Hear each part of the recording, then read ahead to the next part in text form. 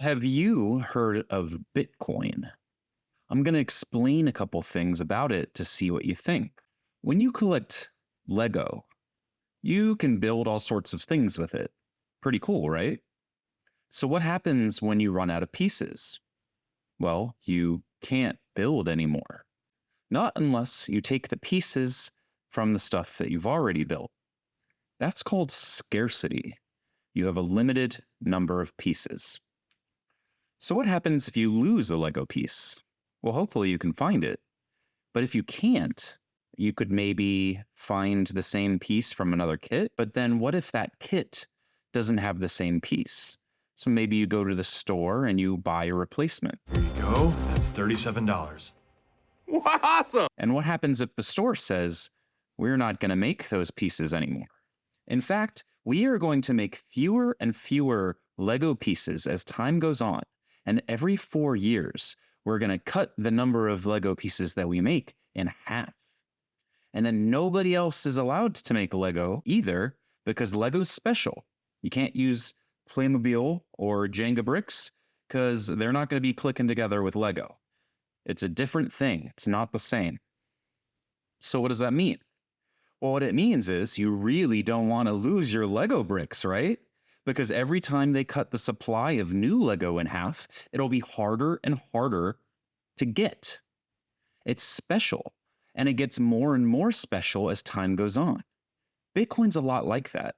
It gets harder and harder to find new Bitcoin as time goes on, because the amount of new Bitcoin being created cuts in half every 4 years.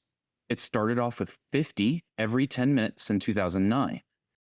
At the end of 2012, it became 25. In the year 2016, it became 12.5. And then in 2020, it became 6.25. And then we just this year, just in April, had another what they call halving. And can you guess the amount of new Bitcoin that gets created every 10 minutes? That's right, 3.125. I'm sure you've learned some things about money too. Maybe your mom gives you an allowance. I'm sure you've used game money for plenty of board games like Monopoly. You're a little light here, Dad. I'm good for the rest, you know I am. Well, I'd like to trust you, Homer, but you've been in jail 3 times. They told me it would be like this on the outside. So what would happen if you went to the store in real life with the money you have in a Monopoly game? Well, they wouldn't take it, right? The game is crazy enough as it is. How can an iron be a landlord? The store, if that's in the US, would want US dollars. That's how you know the price of everything here. Well, there's something that's really nice to have that's not Lego, and that's gold. You know gold, the color, it's shiny, expensive metal. It's pretty heavy. Did you know that 1 brick of gold weighs about 30 pounds and is more expensive than most of the cars you'll see on the road? So you'd need to lock it up as somewhere super safe, right? Since it's so valuable. So why is it so expensive? Well, it's scarce, like that Lego piece that they don't make more of. There's not a whole lot of gold. There's only 2 swimming pools full in the entire world, which is a lot, but it's not a lot when you divide it across the whole world. So what Bitcoin did was it figured out a way to create a locked safe on the internet, and then it's filled with something that's digital gold. So it's gold on the computer. And like we talked about, every 4 years, less of this new digital gold gets created. And machines around the world are competing with each other to create a secure network to keep that gold safe. Because people can't walk around with gold in their pocket, but they can walk around with their Bitcoin. Okay, you're old enough to start working now. You might have been told to get a job. We're their fathers, and it's high times we acted like it. Ooh, here comes violence. Get a job, you lazy kids. So why do you need to work? Well, you need to know how to earn something for yourself and not be given everything. No. Something given has no value. If you do not learn to make something or earn for yourself, then you will not understand what the money that comes out of that work represents. Money is exchanged for your time doing something valuable for someone else. That's what a job is. But what if you're paid for doing your job with something that loses value as time goes on? Well, bad news for you there, kiddo. You are. That's what the US dollar is right now. It's inflationary. And unfortunately, we're in a time of heightened inflation. And that means that day by day, the money that you are paid is worth less. So you'll theoretically need to work more or be paid more for the same work, and the wages don't usually adjust that quickly.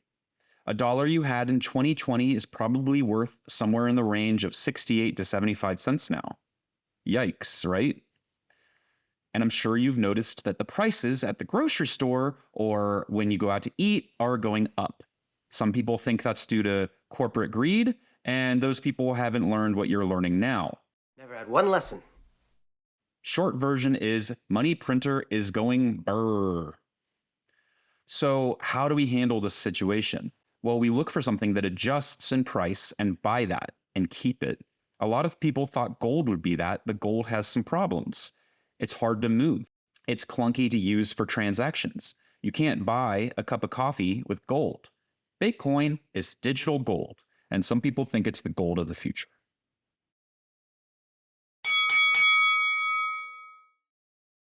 Evening, ignorant pigs. Put down your crack pipes and your beer bongs and pay attention. Oh, hey, you're currently in college. Hopefully you've had an economics class. You've learned about the CPI, the Consumer Price Index, the measure for inflation. Yeah, that number's bunk. They lowball it because Social Security payments have to adjust based on how they index to inflation. So if the government is able to minimize how inflation is measured, they will avoid looking like they're being insolvent and not making good on entitlement spending. What are you studying? Something useful, right?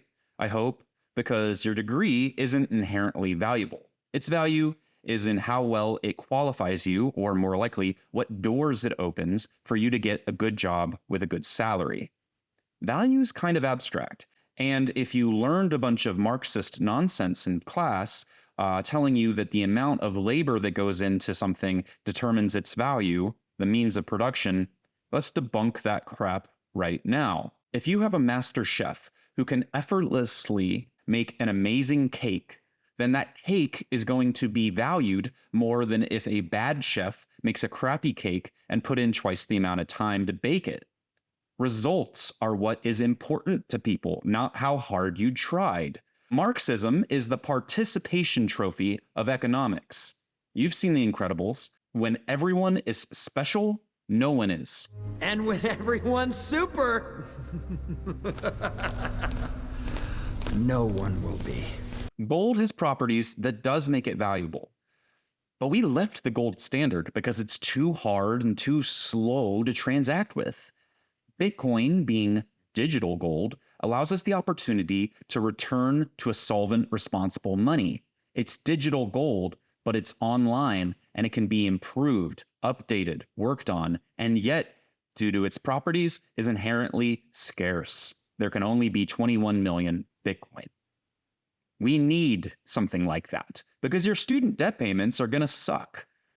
We've created a nation of debtors, and if we use something that is effectively deflationary, an inflation rate that regresses every 4 years down to an eventual zero, well, owning something that has the properties to pull us out of this mess, yeah, that might be good to have. Commencement. The end of one thing. The start of something new. You talk to your son and he says, hey, I want to make a decision. I have $100 and I want to make sure that I hold as much of this value over the next 50 years. You tell him to buy Bitcoin? Of course not. Why would I tell him that? I don't believe that commission brokers or the firms that employ them are going to allow the solicitation of these ETFs. I mean, it's just Why you're not? asking for a lawsuit and you're going to lose if it goes down. That means that we would just return to prices not seen since last year. If gold fell 75%, it would be numbers from literally 30 years ago. No, it wouldn't change our mind. Here's why it wouldn't change our mind. Ready? Everything that you say about the economy, I think generally you and I agree, right? We agree that the Feds lost their mind, they're manipulating markets, people are getting hurt, nobody understands they should be investing rather than saving. All the things that you say about the economy, we agree on. You and I both also agree that sound money is the solution, right? We can't have money that can just be printed at will because politicians or other folks decide that we're going to do that, or we're going to manipulate those markets. So sound money is the solution. There's two options. Well, okay, well, just so we're clear, sound money is the definition of sound money is that it's outside the system and no one can create more of it. And so Peter, come on, Peter. I know you don't like Bitcoin. It's backed by cryptography, man. It's backed by proof of work. You know that.